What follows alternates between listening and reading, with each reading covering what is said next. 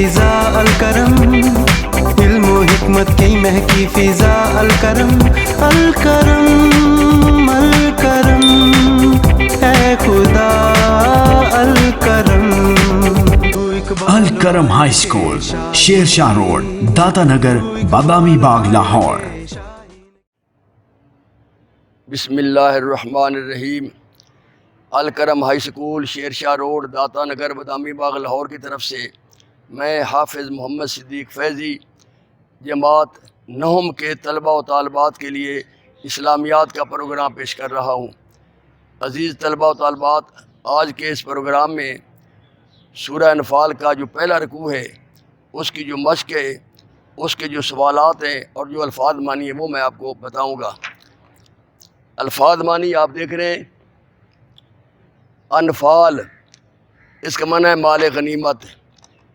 انفال مال غنیمت، زائد مال، اضافی مال۔ اس سے مراد ہے مسلمان جب کفار سے لڑائی کرتے تھے تو فتح کے بعد ان کا جو چھوڑا ہوا مال تھا اس کو بولتے ہیں مال غنیمت۔ اصلحوا ذات بینکم، اپنے آپس کے تعلقات درست کرو۔ اصلحوا ذات بینکم، اپنے آپس کے تعلقات درست کرو۔ وجلت، یہ مؤنث کا صیغہ ہے، اس کا اصل معنی ہے ڈری، لیکن کتاب میں ہے ڈرتے ہیں، ڈر جاتے ہیں، ڈرتے ہیں، ڈر جاتے ہیں۔ کارہون، ناگواری محسوس کرنے والے، ناپسند کرنے والے۔ اہدا، یہ مؤنث کا صیغہ ہے، احد ہوتا ہے ایک، اور اہدا ایک مؤنث کے لیے، اہدا ایک۔ دابر، جڑ۔ تستغیثون، تم فریاد کرتے ہو، تم فریاد کرتے ہو۔ مردفینہ، لگاتار آنے والے، ایک دوسرے کے پیچھے آنے والے۔ غیر ذاتی شوکت، بغیر کانٹے کے، بغیر اسلحے اور بغیر قوت کے۔ یہ تھے الفاظ معنی۔ اب اس کے جو سوالات ہیں، پہلا سوال ہے، اگر آپ اپنی کتاب کھولیں اس کے پہلے سوال کے یہ لکھا ہوا ہے، اس سبق میں مومنوں کی کیا صفات بیان کی گئی ہیں؟ تو جواب یہ ہے، دوسری آیت میں لکھا ہوا ہے کہ مومن تو وہ ہیں کہ جب خدا کا ذکر کیا جاتا ہے تو ان کے دل ڈر جاتے ہیں، اور جب انہیں اس کی آیتیں پڑھ کر سنائی جاتی ہیں تو ان کا ایمان اور بڑھ جاتا ہے۔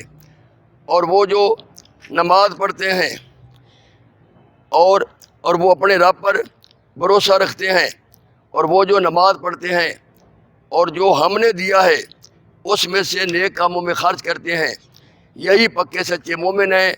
خدا کیا ان کے بڑے بڑے درجے اور بخشش اور عزت کی روزی ہے۔ یہ ہے مومنوں کی صفات۔ دوسرا سوال ہے کہ دو گروہوں سے کیا مراد ہے؟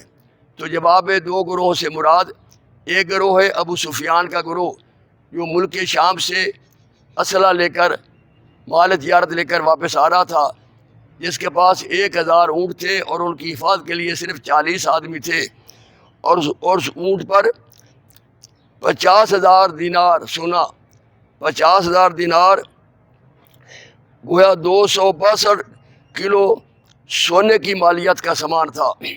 262 کلو سونے کی مالیت کا سامان تھا، اور 40 آدمی اس کی حفاظت کے ساتھ تھے۔ اور دوسرا گروہ ہے ابو جہل کا گروہ، جو مکہ سے 1000 کا لشکر لے کر نکلا تھا۔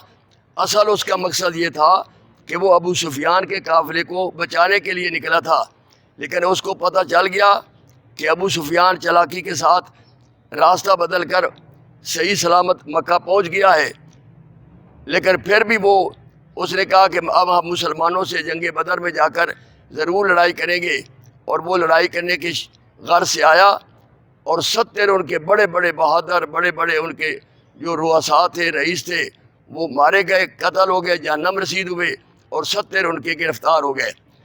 تو یہ تھا دو گروہوں سے مراد۔ اب نیچے لکھا ہوا ہے، مندرجہ ذیل عبارات کا مفہوم بیان کریں۔ فاتقوا اللہ واصلحوا ذات بینکم، تو خدا سے ڈرو اور آپس میں صلح رکھو۔ فاتقوا اللہ، تو اللہ سے ڈرو، واصلحوا ذات بینکم، اور آپس میں صلح رکھو۔ اس میں یہی بتایا کہ ہر وقت انسان خدا سے ڈرتا رہے اور اپنے بھائیوں کے ساتھ محبت اور صلح سے رہے۔ اطیعوا اللہ و رسولہ ان کنتم مؤمنین، اگر ایمان رکھتے ہو تو اللہ اور اس کے رسول کی فرما برداری کرو، اللہ اور اس کے رسول کے حکم پر چلو۔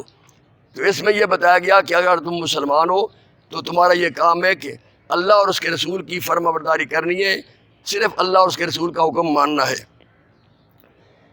اذا تلیت علیہم آیاتہ زادتہم ایمانا، جب انہیں اس کی آیتیں پڑھ کر سنائی جاتی ہیں تو ان کا ایمان اور بڑھ جاتا ہے۔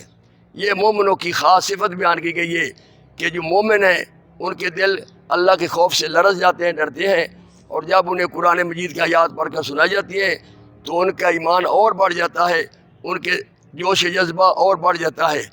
تو یہ تھا اس سے پہلے رکوع کی مشق اور اس کے جو سوالوں کے جوابات، ان کو اس طرح آپ یاد کریں۔ اللہ آپ کو کامیاب و کامران کرے۔